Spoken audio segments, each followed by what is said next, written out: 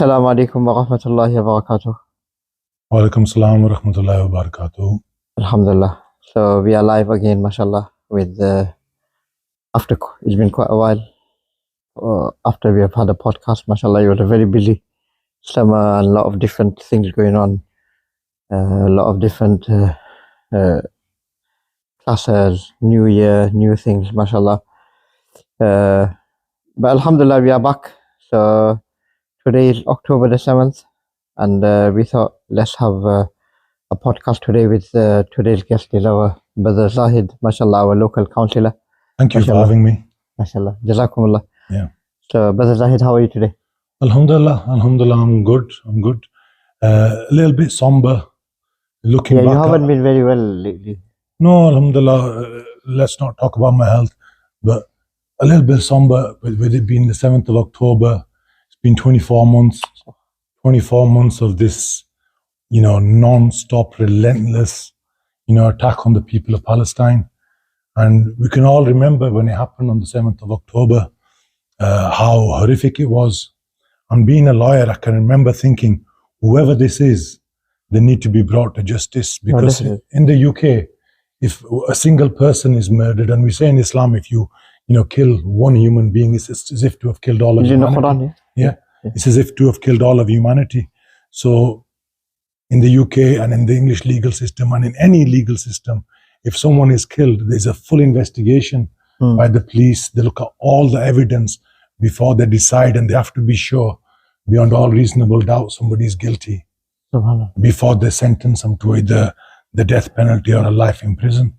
And I can remember thinking, I hope they get these people. This is horrific, and these people need to be brought to be justice. But what we saw was the same as what we saw with 9/11. It was just like a catalyst, a knee-jerk reaction for those that wanted to do what they wanted to do, which was what they were already doing anyway for the last 70 odd years. Yeah. Really. So they say they've been oppressing, occupying, displacing, and brutalizing the people of Palestine since 1948. But it seems that their ultimate goal, which was to occupy and to control all of Palestine, was like piece by piece, because each time they'd, have an onslaught, there'd be widespread public opinion calling for them to stop. And now not very much of Palestine remains. So I said this in a demonstration in Dewsbury, that there's so little of Palestine remains. This is their final push, and they're going to go for it with everything they've got. It's been 2 years of genocide. Yeah. Thousands of innocent civilians have been killed. Small children have been killed. Yeah. Yet we find so many people in the media who doesn't want to call it a genocide. Yeah. Mashallah, you are a lawyer by profession as well. Yeah. The whole world is calling it genocide. Yeah. Everybody, all humanitarians, Muslims as well as non-Muslims, they're calling it genocide. Yeah. But what do you think? Well, the International Court of Justice called it and said very probable genocide a year ago, in November, over a year ago. And this was debated in the council chamber. It wasn't a formality, it wasn't a foregone conclusion. We had to really fight to get this debated in the council chamber. And a lot has changed since then. So many countries around the world now are accepting that it's a genocide. Sure. Even organizations within Israel itself are recognizing that it's a genocide. And so many people now are trying to distance themselves from what's taken place and are condemning Israel for its acts of war and aggression. But, that doesn't detract from the fact that they've allowed this to happen. Because people say, for evil to prosper, all it takes for evil to prosper is for good people to do nothing. True. And for people to remain silent and not to recognize something for what it is, and to shut down something and protest and speak up against something, your silence makes you complicit. And a lot of people refer to these people as genocide enablers. Sure. And I remember, after this, our government, our government has not only been throughout nearly all of this. Not only have they been silent and allowed this, but they've been enabling it through the provision of weapons, for fighter planes. But when we then stood for election as independent councillors, and politics is something that I was involved in before, and I'm involved in community work. I'm very passionate about the local community. Mashallah. I see division within the community, and community cohesion is something that's really important to me. We'd seen it before in the 80s when there was division between communities and there was the far right, and there used to be clashes. And I could see again that this is happening. So wanting to be a part of bringing people together was very important to me. So I stood before. So I stood again for election this time purely because so many people were not speaking up and calling it out for what it was, an oppression, an act of aggression, an occupier claiming to be the victim. So we always say that the people of Gaza, it wasn't as if like they were living in peace.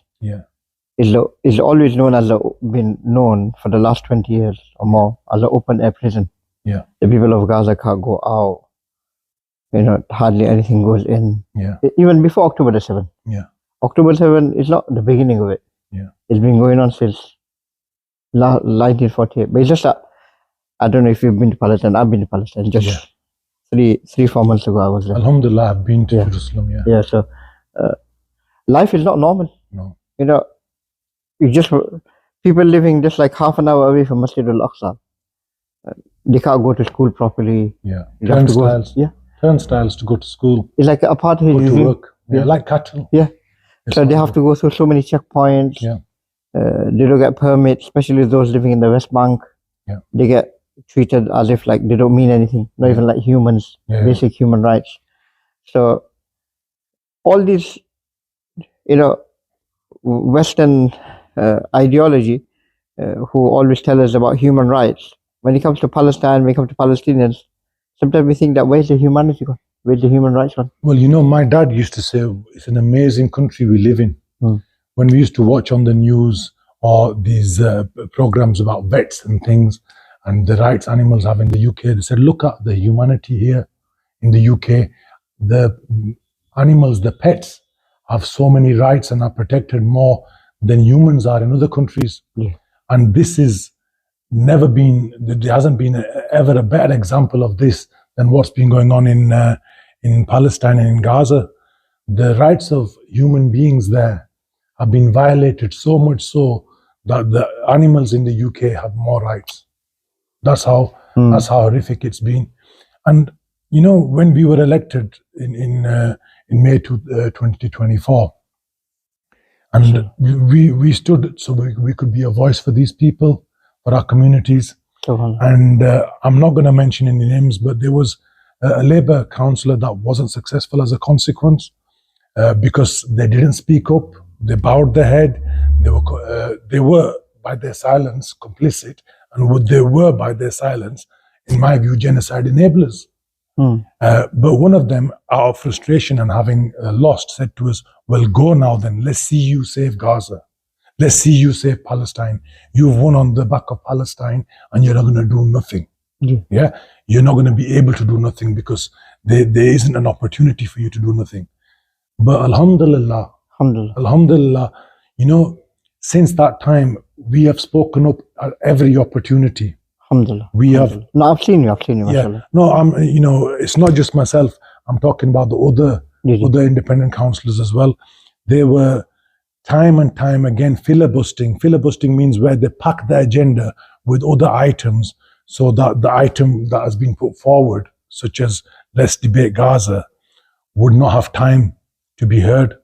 And it was done 1 month, it was done another month, and I was still settling into the role. But Alhamdulillah, I stood up and I made sure our voice was heard, because it's difficult to stand up when other people are speaking. So someone's midway through a speech, there's an agenda, there's a program, there's a plan for that meeting that day. So I without having full knowledge of the meeting, I stood up and I said, can we put forward a motion that these items be put aside and this item be brought forward so it can be debated. So it was debated on, it was voted upon, and we weren't successful. So the next month, we were in the same situation. So we lost by about 8 votes the month before. So anyone else would have thought, well, you know what, there's no point. We're not going to be, they're not going to allow us to debate it. But alhamdulillah, I got up and I tried again. And I said, can we have the same motion as we did last month? And this time, we were successful. We were successful, and the motion was passed. And the debate took place. There was a lot of passions were very high. There were some very good speeches from our independent councillors. But when listening to a speech from a conservative councillor, it was very much like a lot of the rhetoric that you hear from Piers Morgan on TV, etc. So some of the other councillors were very passionate and stood up and happy to tolerate such dialogue. And as a consequence, they were asked to leave. But by the will of God that day, we won by 1 vote. So the Gaza motion was passed. And so to all those people who say you've done nothing or you can't do nothing, well, alhamdulillah, we have, because we weren't the only people that passed a motion. The councillors in Leeds have passed a motion. The councillors up and down the country have passed motions. And we've been sharing and we've been vocal. And the whole community has, not just the council, everybody is now sharing on social media. They've been sharing about the atrocities going on. And the whole world view seems to have changed. The whole narrative, So, shifted. like sometimes, you can have somebody you suspect to be a thief and you can let them loose. And you can let them loose and say, let's see how much is he going to steal or what is he going to do? How bad is this person? How far is he going to go? And it seems like that's what's happened. The other countries were reluctant to intervene militarily and they've refrained, which has literally let Israel loose to do what it will. It's gone out of control. Let it loose to do what it will. And perhaps these people thought, these people surely they have some humanity, they will stop. But they didn't. They carried on and on and on. And what they've done is they've shown their true colors, the extent of the brutality that they can inflict on innocent people. And it's just very sad, very sad. It's very sad. But, God is the best of planners. Bishop. So through what people will, may have been perceived as the inability or the lack of courage to stand up to them, inadvertently has exposed Israel for what it is, which is a brutal occupier, war criminal, genociding innocent people in Palestine.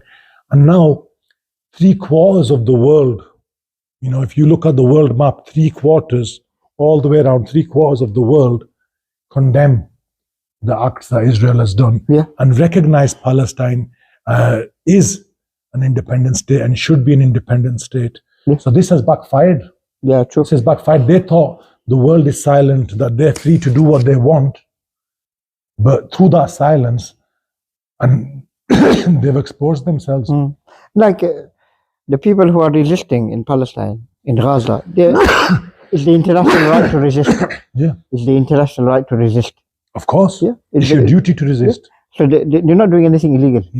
There's not even one video of them killing any innocent people. There's not even one video of them killing any civilians or any children or any women. There's, the resistance fighters, they are very moral. They're So there's no doubt that an attack was planned.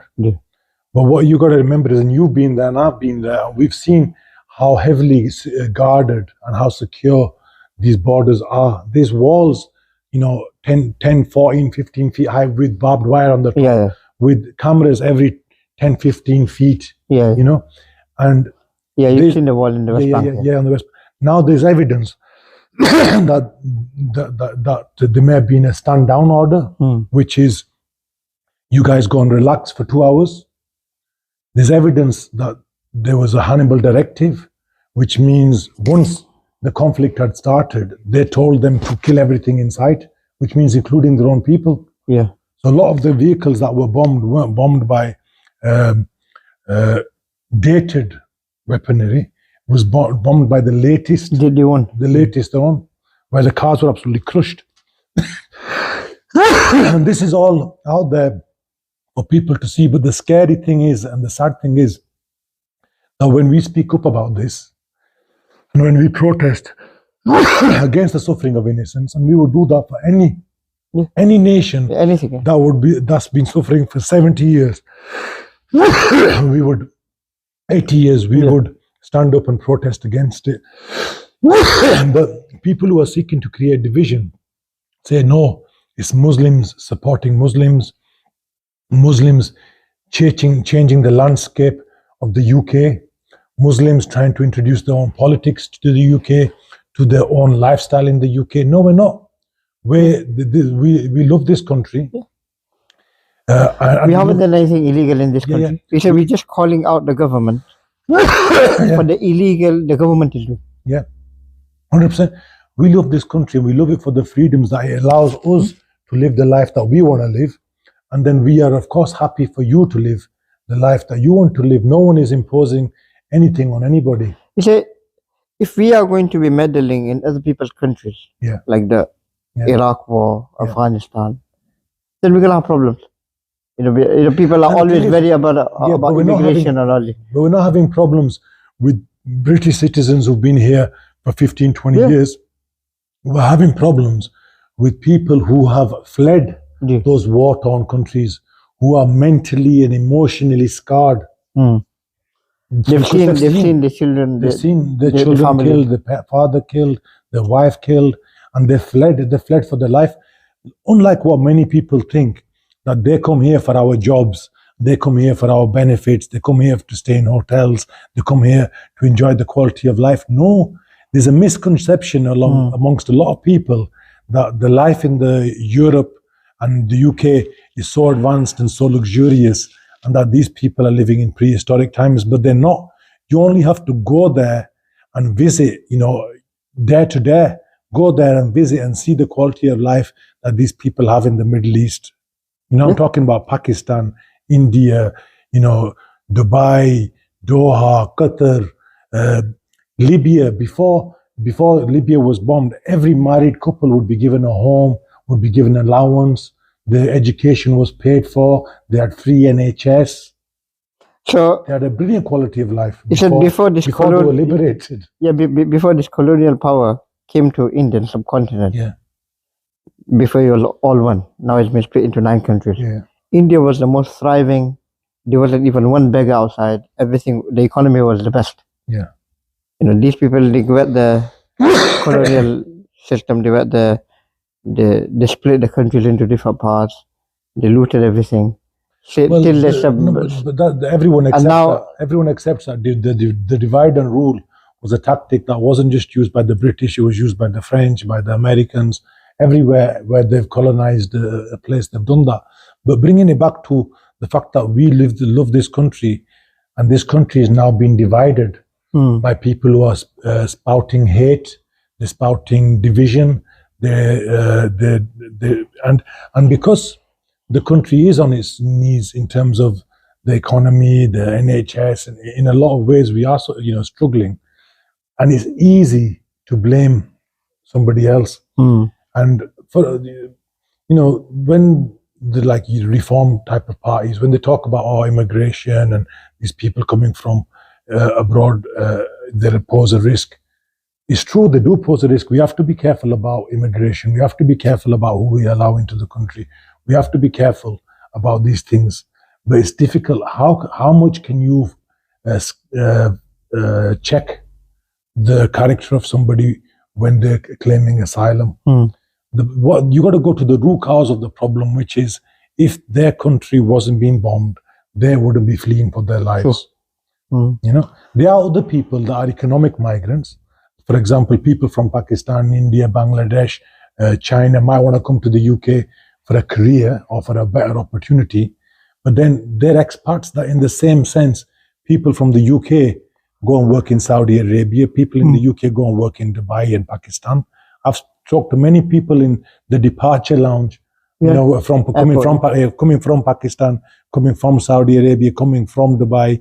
When I see someone British, I go over to them and say, "Oh, where are you from?" "Oh, I'm from Manchester."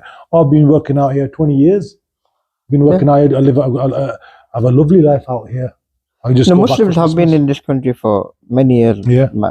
My own grandfather came here about 70 years ago. Yeah, He came, he worked in the mill for the first 20 years. yeah, They always mentioned that they never wanted to come here, but they were brought here Yeah.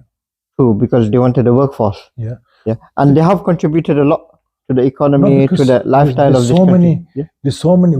Britain's become advanced and developed, Yeah. and when you become advanced and developed, people want to work in advanced and developed jobs. Yeah. So they see certain jobs beneath them, like the textile industry and the farming and certain types of work. They're considered beneath them. They'd say, they'd rather Outsource it. Yeah, outsource it or claim benefits or do something else or be unemployed than do work like that. So you needed work like that to get done, and we still need work like that to get done. I've seen on social media a meme that if all the migrants were to leave the UK, who's going to do these jobs? And and people would soon be fed up. So what we've got to do is we've got to stop these hate speeches, right? These people that are trying to create division. I've got friends who are now, getting attracted to that line of politics. But what they don't realize is underneath the surface of that line of politics is something very dangerous. Something, Nazis were like that at the start. At the start, when the Nazis were funded by external sources as well, people that wanted another war, people that benefited from selling arms. So, just like in Nazi Germany, the Jews were getting blamed for the lack of jobs. The Jews were getting blamed for grooming. They were accused of grooming and taking advantage of, people and things like that. Unjustified. It was unjustified and it was propaganda. But people latched onto it. And then it grew and grew and grew. And the hatred grew and grew and grew. And then you had this, revolution. No, you had this revolution, but you had the Berlin Wall fell. Nazi Germany. No, that's afterwards. But you had the Holocaust, the persecution of the Jewish people, and now in the UK we've seen. I think in November alone there were 18 attacks on mosques in London. They might not have been serious attacks, but something thrown, a brick thrown, or violent, good behavior. And this type of mentality is growing. People are latching onto that propaganda, and that hatred is growing and growing and growing. And I've got a lot of friends out there, that are attracted to this type of politics because, we want Britain to be Britain again. Britain has been a multicultural society for so long, and it should remain that way as well. And that's what makes it great. This is a very long topic, but on Saturday, coming back to Palestine issue, Saturday we had that the names, yeah. Yeah, so I don't know, you were there. Yeah, it was fantastic. Yeah, I was there as well. Yeah, many. I think they went through over 5,000 names. Yeah. I think there were over 20,000 children who have been killed. Yeah. I went. I also had a little slot. I was reading the names of all the 4-year-olds. Yeah. And I was thinking that subhanAllah, these are innocent children. Yeah. These are sinless. Of course. Because of, and Allah has given them such a high rank of shahada, martyrdom. Maybe just because of mentioning their names, maybe I could get forgiven. Yeah. That's, normally when we go to a janaza, we make dua that, forgive this person. But we go to a child janaza, we don't make dua. We say that the child is already forgiven. They're already forgiven. They're without sin at that age. But we've got another march. The names I read were from 0 to 1. Just imagine, and from 0 to 1. And the list. And these are not just names. Yeah, these are a whole life. These are babies, innocent babies. But the list, they say, the official estimate is 20,000 children and over about 60,000 people as a whole. But could be more. But the suspicion, and there's evidence coming out now, that the figures could be vastly more, not just a little bit more. We're talking 400, 500,000 people total that may have been killed. Allah. Because when people are buried underneath the rubble, it's hard to find them, to count the bodies. And they saw literally huge buildings have just been vaporized. Allah. And people crushed underneath them. Hope So we I can think- stop this genocide, inshallah, as So- soon as possible. So the whole world is aware now and is protesting. I think a pivotal point was when the Netanyahu was about to address an assembly and get up and speak. Everybody walked out. 80-90% of the people got up and walked out. Yeah. And that was such a powerful message that, you've only got these 10 people here willing to listen to you. The rest of the world's walked out. And it was embarrassing for him. Yeah. And it was embarrassing for anybody that supports him. That was a very powerful message. And now everyone's saying that there must be a Palestinian state. There must be a ceasefire. And despite them saying this, there hasn't been. People were killed yesterday. Yeah, people are being killed today. Yeah. People are being killed as we speak. And something needs to happen. And it can't And be soon enough. even before October the 7th, they were being killed. Yeah. It was as if there was some type of ceasefire before. It'd been going on They for a were while. being oppressed. Yeah. They were being And oppressed. there's An a march. example somebody gave, which I thought was a good one, is it's like the rapist claiming to be the victim. If you are the oppressor, if you are raping someone and assaulting someone and you are violating their personal space, and then they slap back, and then you claim to be the victim.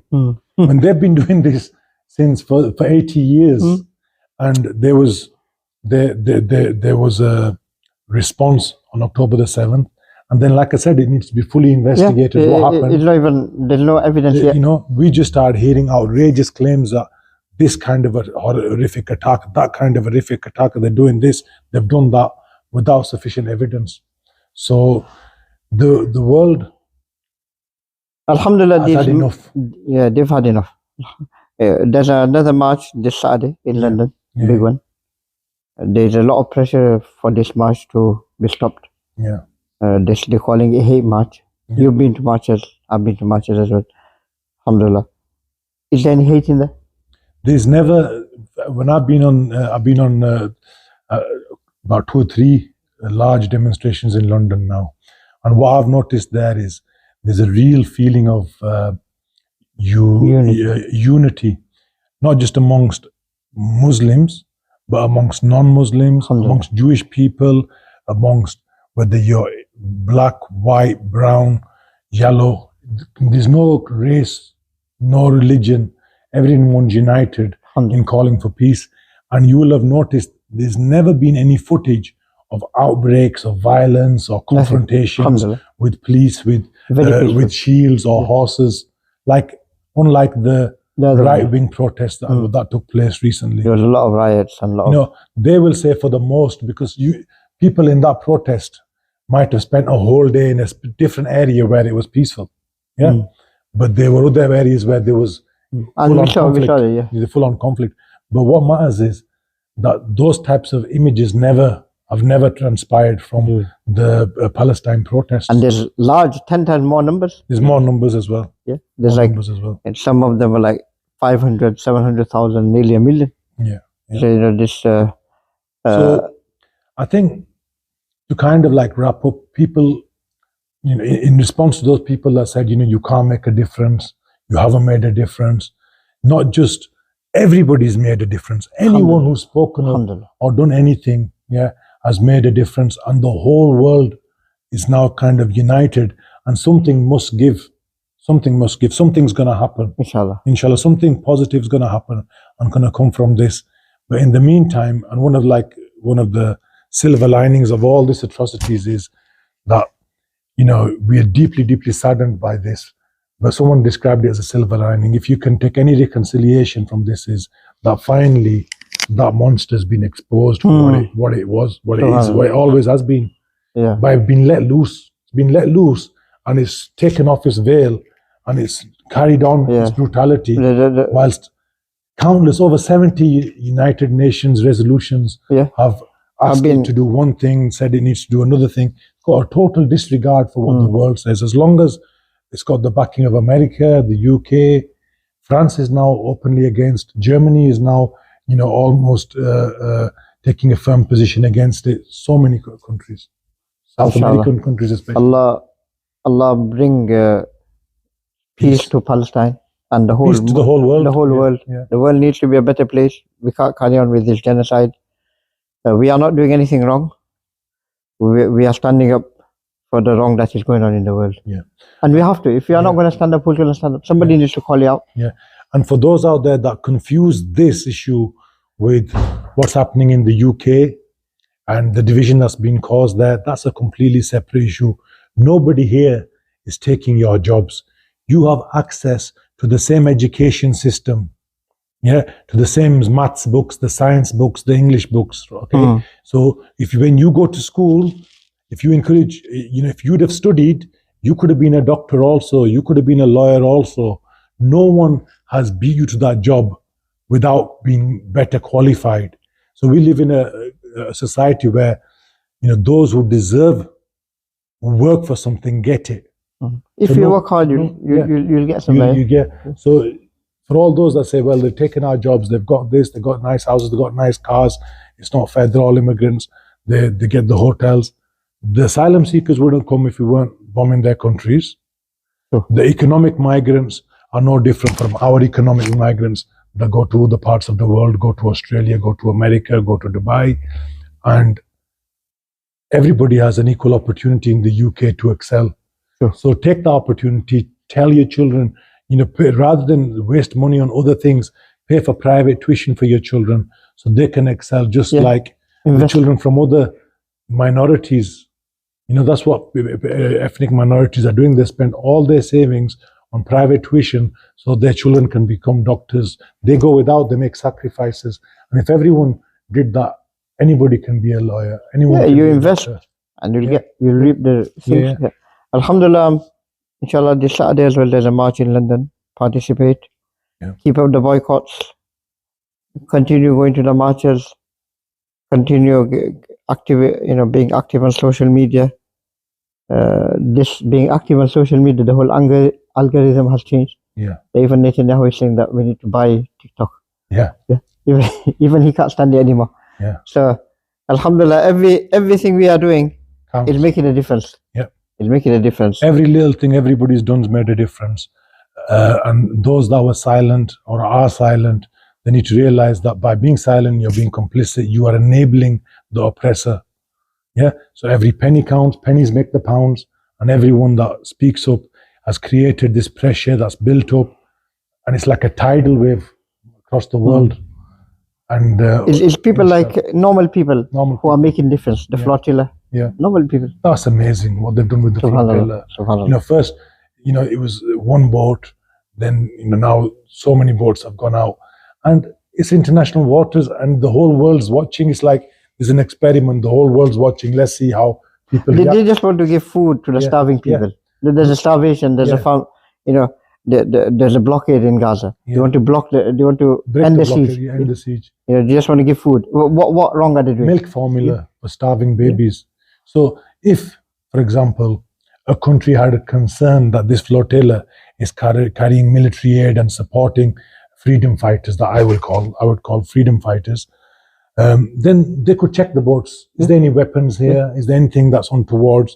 Right, we're not going to let that go. But you have to be disconnected to humanity to stop that milk from reaching a child, to stop that medicine from reaching an ill person. And the whole world was sat back watching this. It was like the catchphrase was, all eyes on the flotilla. All eyes on Greta. All eyes on Gaza. All eyes on Rafah. Yeah. So the whole world's watching how somebody's reacting, and that person has taken his mask off and is behaving like the brutal tyrant monster that he is, and stopped that flotilla. And evidence has come out that Greta has been brutalized in prison. She's been imprisoned. Even Ridley, we don't know where she is. Dragged by her hair. An elderly Scottish lady was given the person from Yeah. Pakistan and Yeah. all these people. Yeah. Subhanallah. So these people are heroes. May the Almighty reward them for their efforts Ameen, ameen, and their ameen. sacrifices. And may God, Allah Pak, give everyone strength to do Ameen, more. ameen, To do ameen. more. Jazakumullah, Brother Zahid, for your time, and Thank you for having me. It's been a pleasure. we all need to continue our struggle. Like Mandela mentioned, we are not free until Palestine is free. Yeah. The world is not free. Yeah, the world is The world not is free not until free until Palestine is free. And now I don't know. I was reading that his son His or grandson was there. So Yeah. Was he on the flotilla as well? Yeah, I think so. I think I saw that Yeah. as well. So they're saying free Mandela again, and he's been detained. So it's like Allah. free Mandela again. Inshallah, Palestine will be free. Inshallah, one day we will all be giving each other the good news. Yeah. That all the sacrifice and all the activism and all the struggle has paid off. Inshallah. And definitely the blood of innocent don't go to waste. Allah's help will be here. Allah's help is here. They are And granted inshallah, paradise. They promised paradise. Allah reward all of you. Continue your struggle until we meet again. Jazakumullah khaira. Wassalamu alaikum wa rahmatullahi wa barakatuh. Assalamu alaikum.